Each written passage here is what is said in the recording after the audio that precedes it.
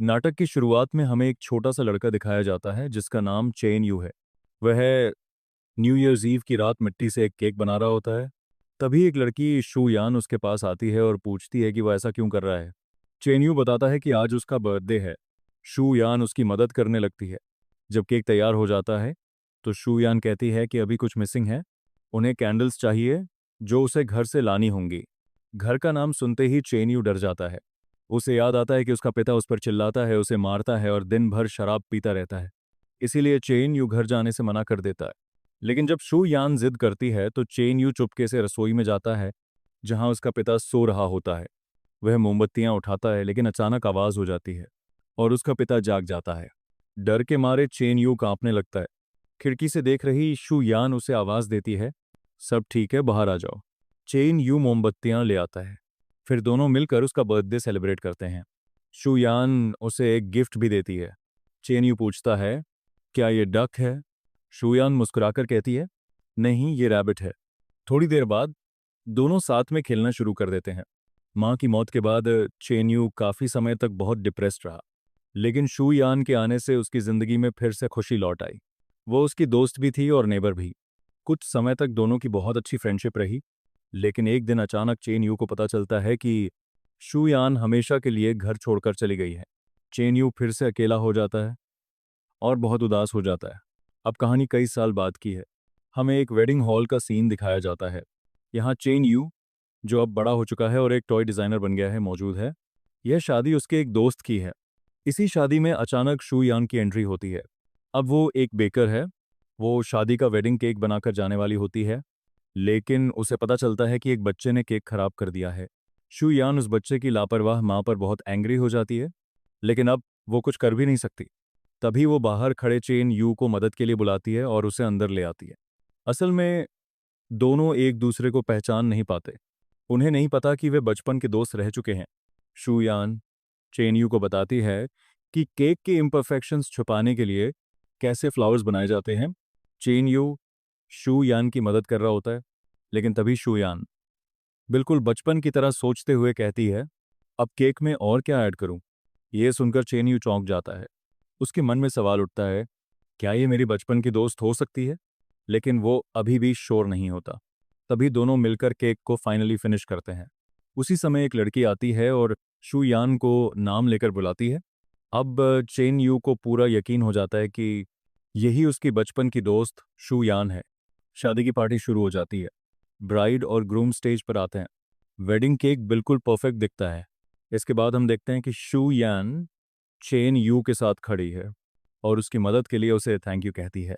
बातों बातों में दोनों को पता चलता है कि चेन यू दुल्हे का दोस्त है और शू यान दुल्हन की दोस्त।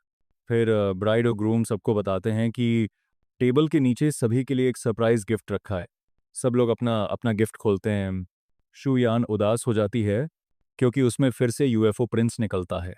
वे कहती है, मैं तो बहुत समय से टाइम मशीन कैट चाहती हूँ, लेकिन हर बार मुझे यही यूएफओ प्रिंस मिल जाता है।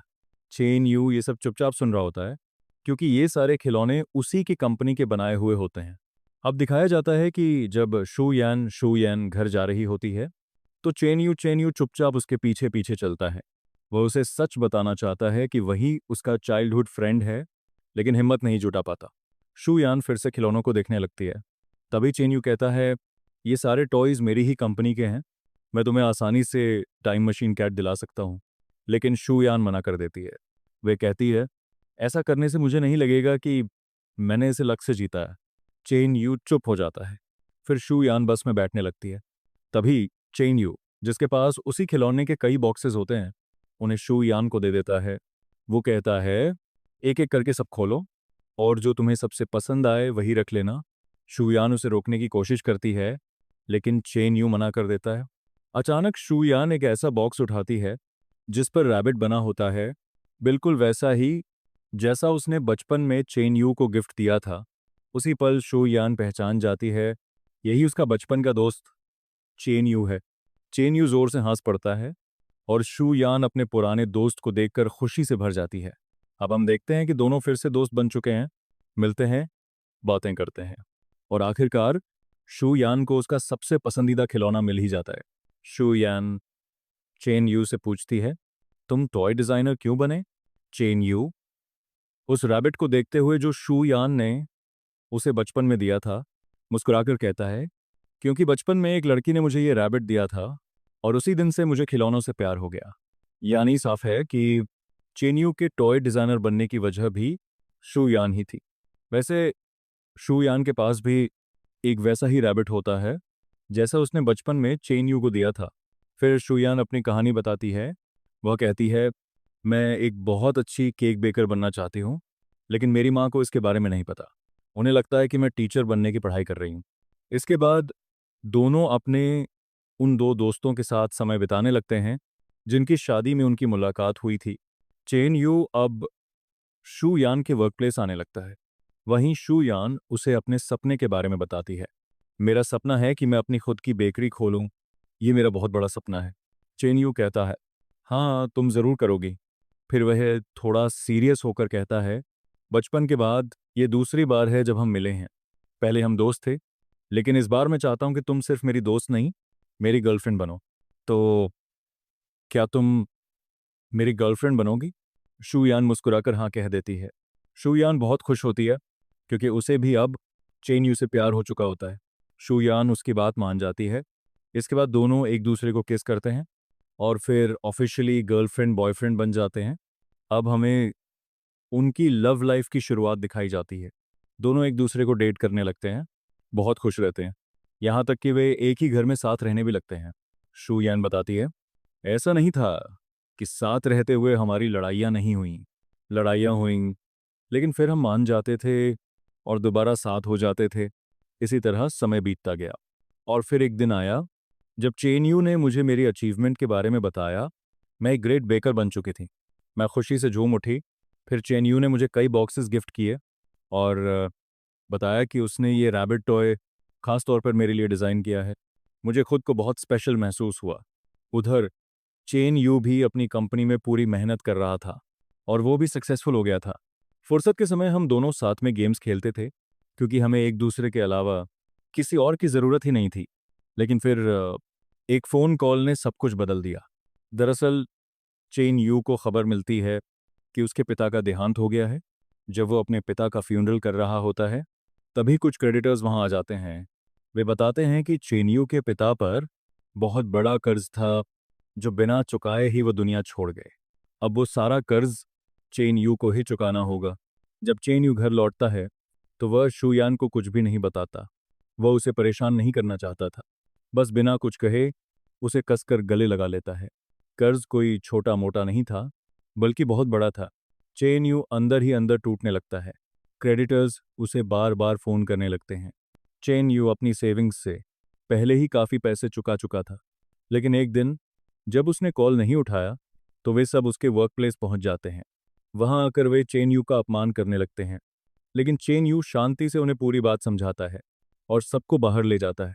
अंदर से टूटे हुए मन से वह कहता है, मैं सब कुछ संभालने की पूरी कोशिश कर रहा हूँ क्योंकि मैं शू यान का सपना भी पूरा करना चाहता हूँ, उसकी अपनी बेकरी। इसी तरह समय बीतता जाता है और फिर न्यू ईयर्स ईव आ जाती है। आज चेन यू का बर्थडे है। एक बात साफ कर दें, दोनों को साथ रहते हुए 4 साल हो चुके हैं और चेन यू पिछले 6 महीनों से कर्ज से जूझ रहा है। बीपर आर एन कैन डू में इसी बीच जब चेन यू सो रहा होता है तो शू यान रसोई में कुछ आवाज़ करती है जिससे उसकी नींद खुल जाती है। वह घड़ी देखता है 9:30। चेन्यू गुस्से में शूयान से पूछता है, तुमने मुझे उठाया क्यों नहीं? शूयान कहती है, तुम बहुत ज़्यादा ओवरवर्कड हो, थोड़ा खुद को भी रेस्ट दिया करो। फिर वो बताती है कि आज उसे अपनी दोस्त ओलिविया के साथ लाइव स्ट्रीम पर जाना है।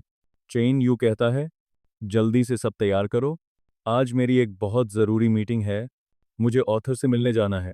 शूयान जल्दी जल्दी सारे केक्स और पेस्ट्रीज लेकर बाहर आती है। फिर चेन यू के साथ मिलकर सब कुछ कार में रखने लगती है। लेकिन जैसे ही वह सीट पर बैठने जाती है, अचानक उसका पैर फिसल जाता है और वह गिर जाती है। चेन यू तुरंत उसके पास आता है और देखता है कि शूयान के हाथ में चोट लग गई है। वह उसे ध्यान से कार में बैठने को कहता है। कार में बैठने के बाद शूयान धीरे से कहती है, आज तुम्हारा बर्थडे है, क्या तुम आज जल्दी घर आ सकते हो? हम साथ में बर्थडे सेलिब्रेट करेंगे। और फिर मूवी देखने चलेंगे।